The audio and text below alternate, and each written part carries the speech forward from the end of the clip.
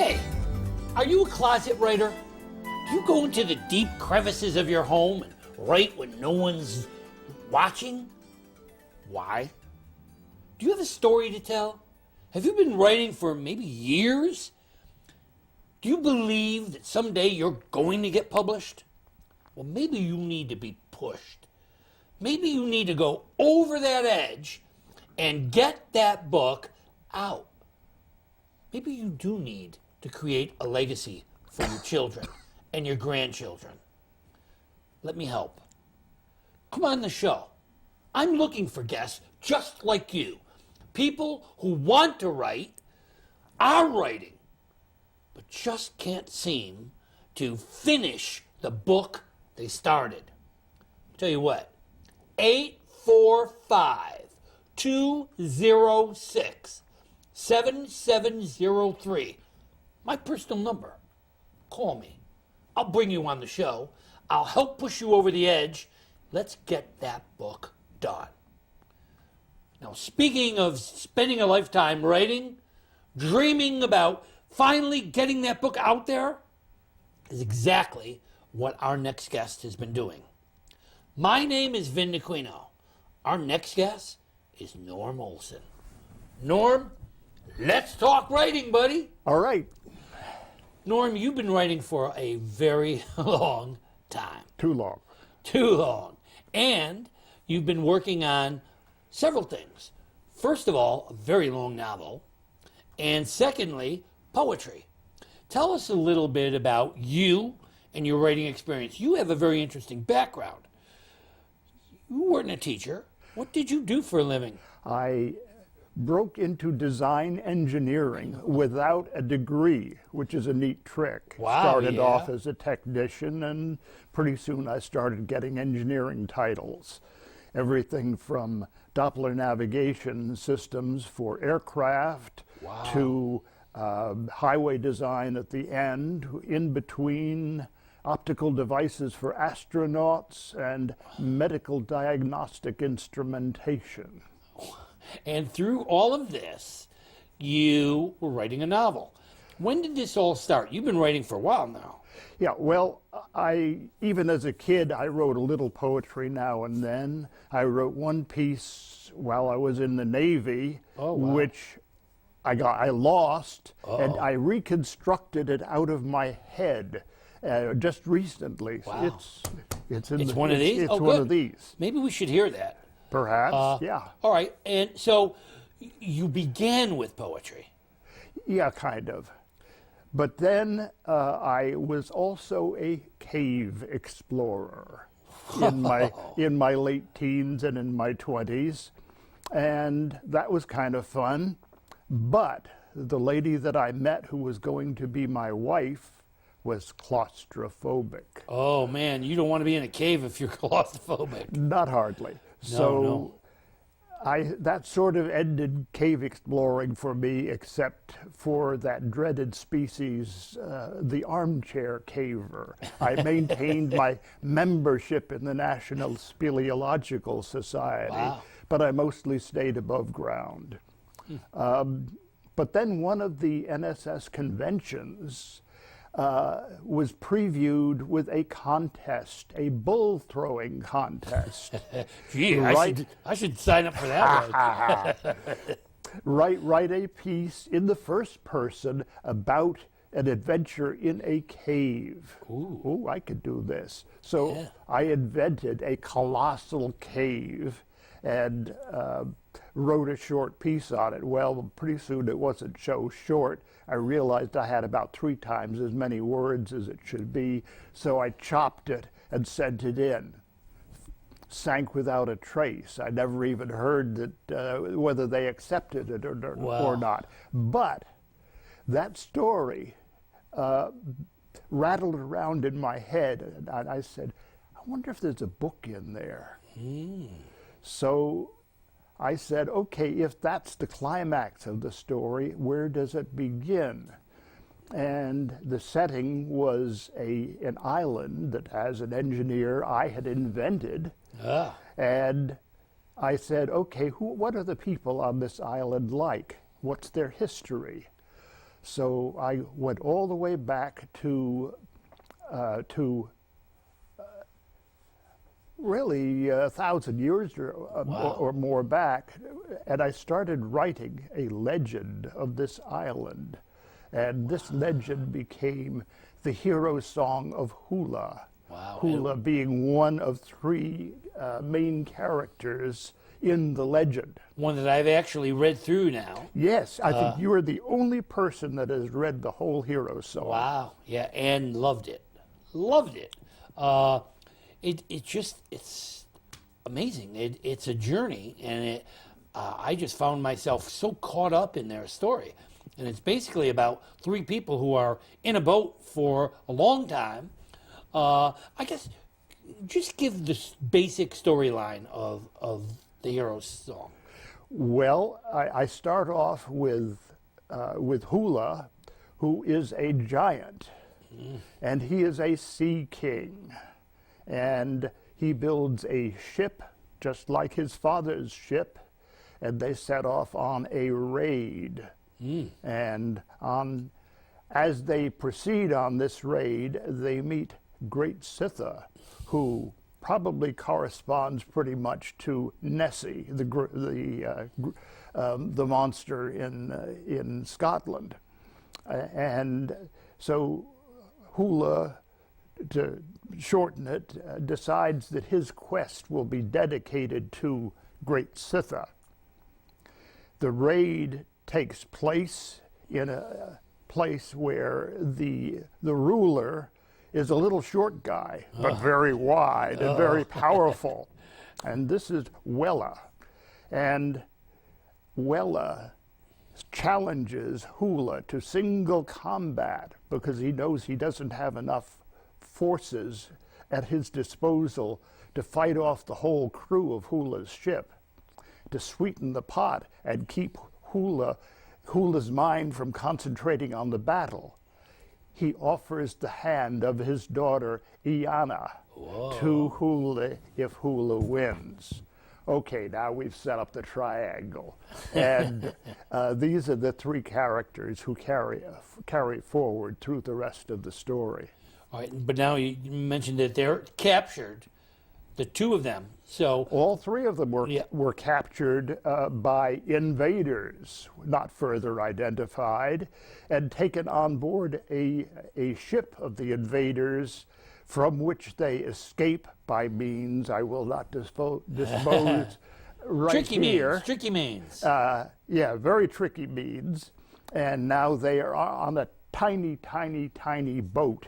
And the interactions among these three peoples, one giant, one little short but powerful guy, and his beautiful daughter, are what carry the story along. So then the story continues for quite some time on the seas. Yeah. What I like best about it is that your knowledge of navigation, your knowledge of astrology, all of those things come together in this story. And there's really a lot to learn.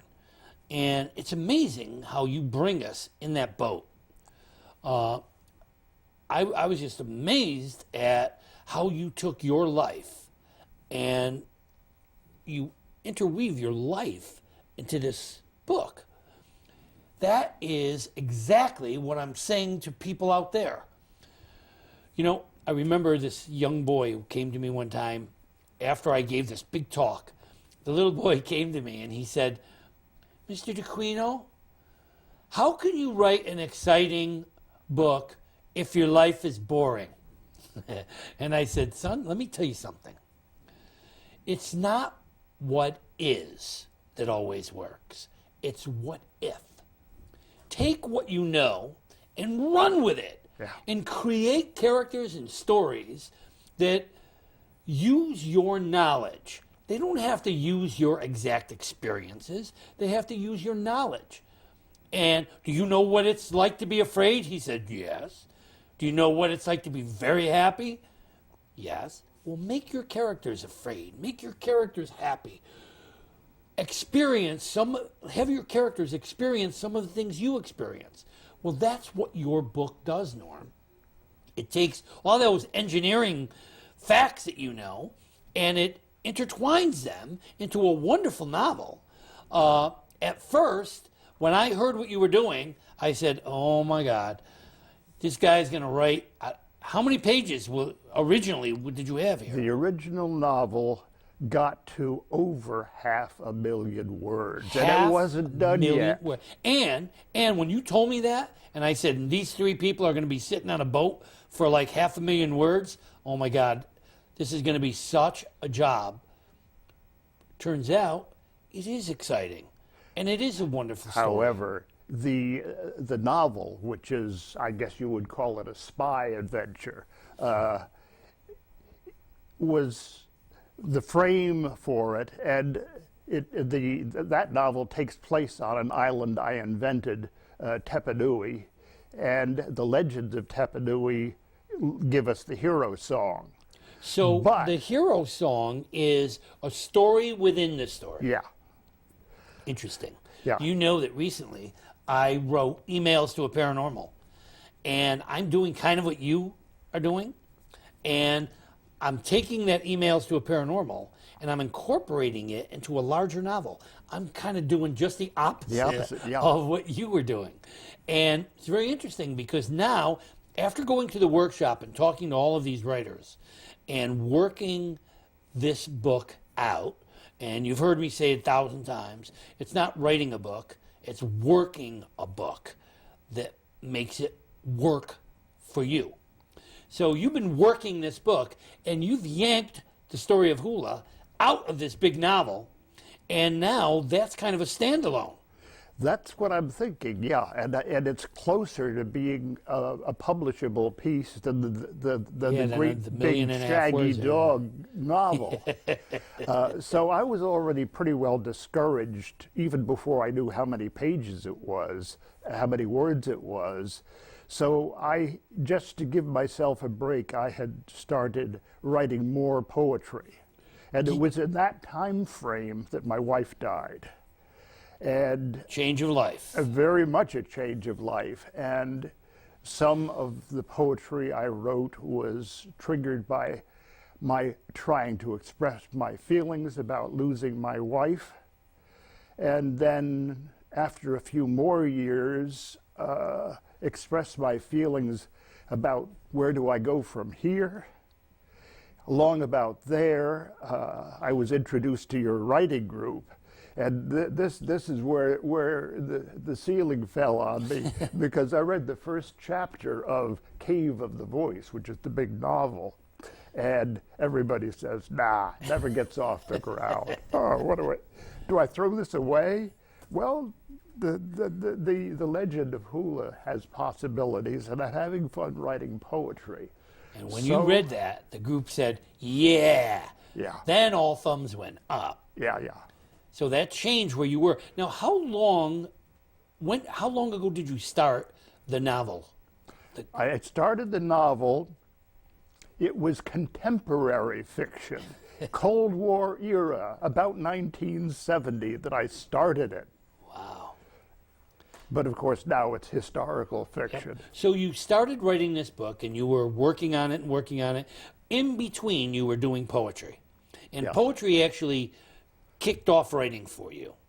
I think a little bit more. I mean, I was writing, I was generating a lot of words with the novel, but it was just sort of one mistake I think I made was my first trigger was that contest, the bull throwing contest, and I said, okay, if I go back to the beginning and write down, oh gosh, to make a whole book, I'll have to write down everything I can think of. And so that's how it got to be so hairy, because I just kept plodding along, adding. So when your wife passed, which is about 6 years ago, you stopped the novel and focused more on poetry. Yeah. Are you willing to share some of that poetry with us? Sure. Love to hear it. Okay. I've marked a few pieces here. Great. That should work. And I'll start off with a piece that I wrote while I was in the Navy. Oh, okay. I was on an attack transport in the Mediterranean, and we circled and circled and circled because things were heating up in Lebanon. Ooh. And while we were circling, we spent a lot of time in the Aegean Sea, and that's the setting for this poem. Okay. Now the sky is tarnished silver, and the sea is molten lead, and the lowering sun through high, thin clouds shows just a touch of red, and the breeze is barely moving. Now it whispers, now it's dead. Half a dozen cliff-edged islands through the mist a darker gray are the only shapes beside our ship on this sea of yesterday. The breeze is growing stronger as it climbs over the rail, playing with our jackstaff halyard as it searches for a sail. It searches for another time and for another boat whose oarsmen bend and pull to match musician's gentle note. The Aegean sleeps another night, untroubled by our keel. She's seen us come with sail and oar and great bronze thrashing wheel.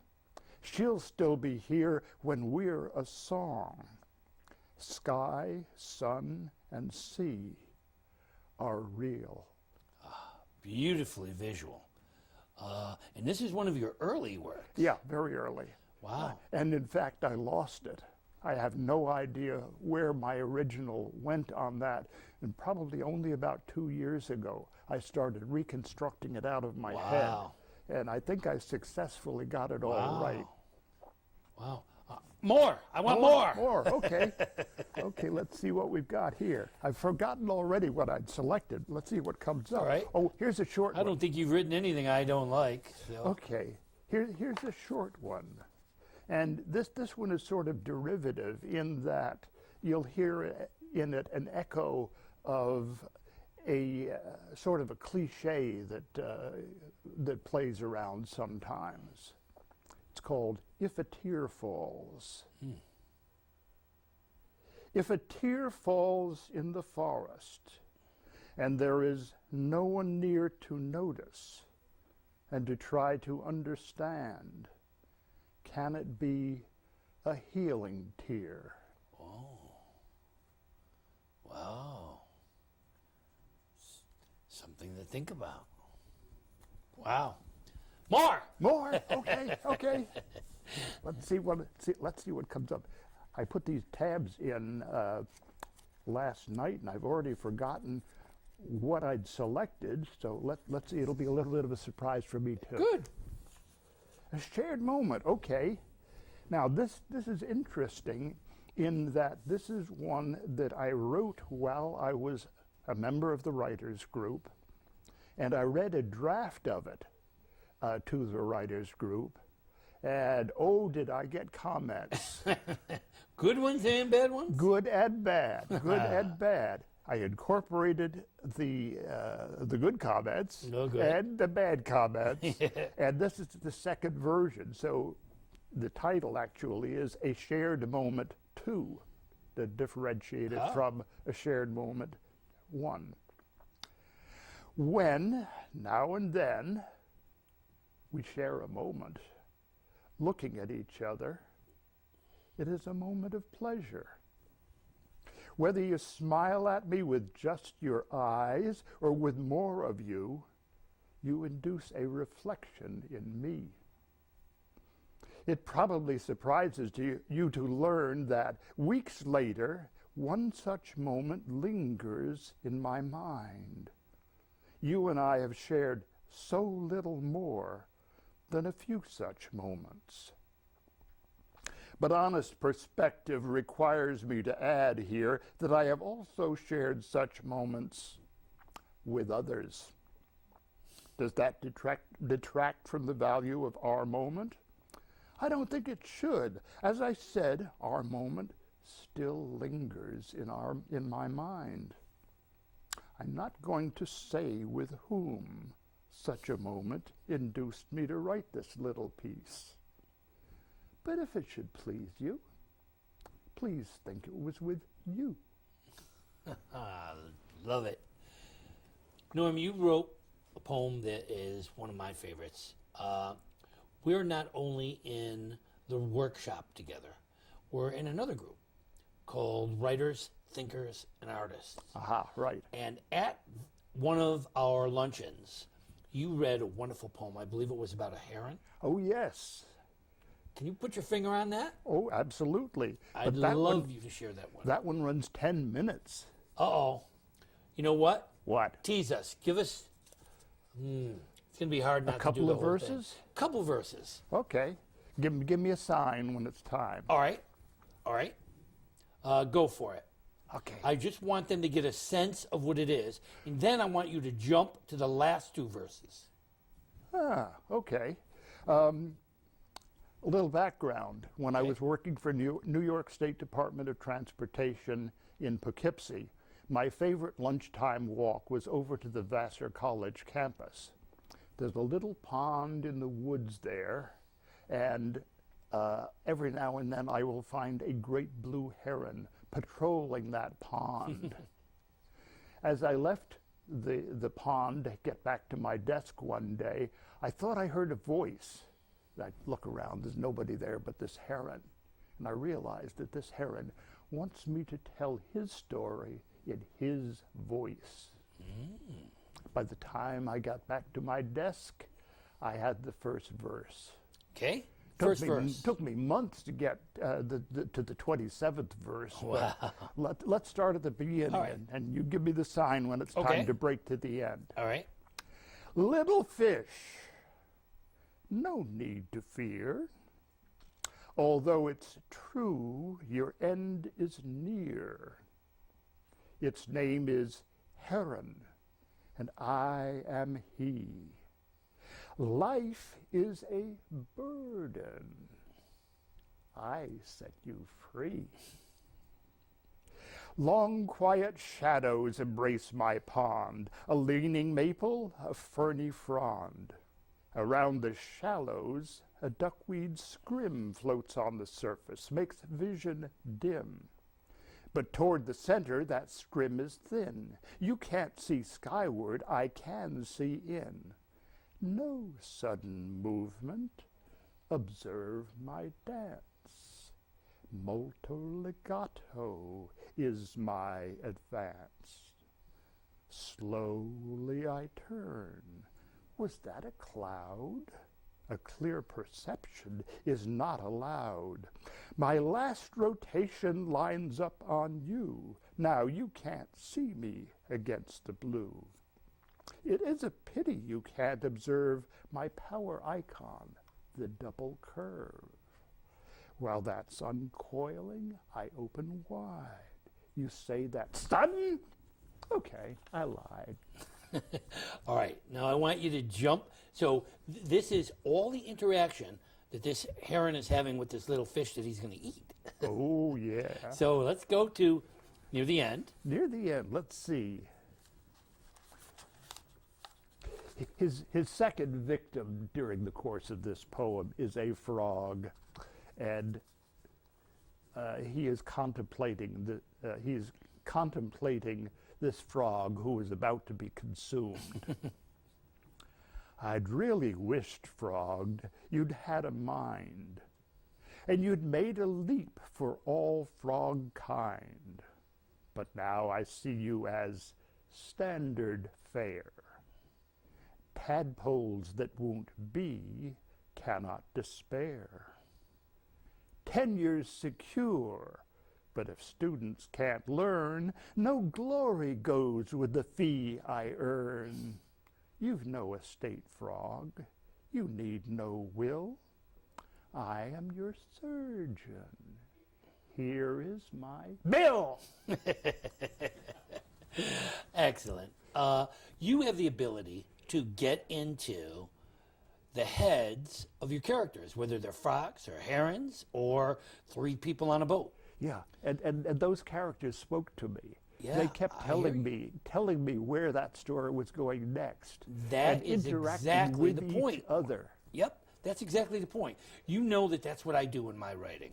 I try to get into my characters, and I believe that my characters talk to me. Sybil Luddington and George Denny and Jimmy James and Kiss the Candy Days Goodbye. I can answer any question you ask me about Jimmy James because I am my characters. I create them. I live them. I breathe through them. If you have that ability, you are a writer. What you need to do is work that talent that's inside of you. You have a dream? You have a dream that you someday can be recognized as the writer you are? Talkers talk, writers write. Get the job done. You need to go to your drawer, pull out that work, and get her done. You've got to get writing. Workshops. Norm, you've been wonderful in the workshops. You come in, you share what you have to say, you take comments, you use those comments to help work your piece, and the results have been wonderful. I thoroughly enjoy your writing. Now, you need to get towards the end. A lot of writers come to me and they say, you know, I can write, but I can't publish. I just don't want to get into that. Well, I got news for you. You don't have to. You can write for yourself, then hand it to your children or grandchildren and say, here, this is my legacy. Or you can get it published. Today, self-publishing has blossomed. And what we used to call vanity press or vanity writing is gone. What that has become is on-demand writing. And it simply means that there are so many more opportunities to get your work out there. Will it sell 1 million copies? Maybe, maybe not. The important thing is, if you have a message to deliver, get your voice out there. That's what writing does. It gives you a voice. It gives you a reason for being here. Norm's work is powerful. It's powerful. He is an exciting writer. You now must take this writing to the next step. Be able to share it. Talk to me, Norm. You going to do it? Yeah, but the question now is, which way do I go? Do I concentrate on the hero song, which I'm almost through reading to the writers group, and maybe add another few chapters? I'm going to have to ask the group, hey, is this a good ending or does it need more? Yep. And the other is, well, here's the list of poems All I've these written. poems are the list of poems that Norm has made. My suggestion for you on that, an annotated version of your poetry. All those little quips and stories you have about your poems should be included. Okay. And include them with the poem itself. Like lead-ins to each poem. Yeah. So while Norman goes out there and finds out what his next steps are, you need to find out what your next steps are. I've got a suggestion. Come on the show. 845-206-7703. Yo, call me. Call me. I want you here. Thank you for joining us. Thank you for being here. Norm, you the man. Thank you for coming on today. Thank for you, sharing Vinny. who you are. It's been fun. It has been fun.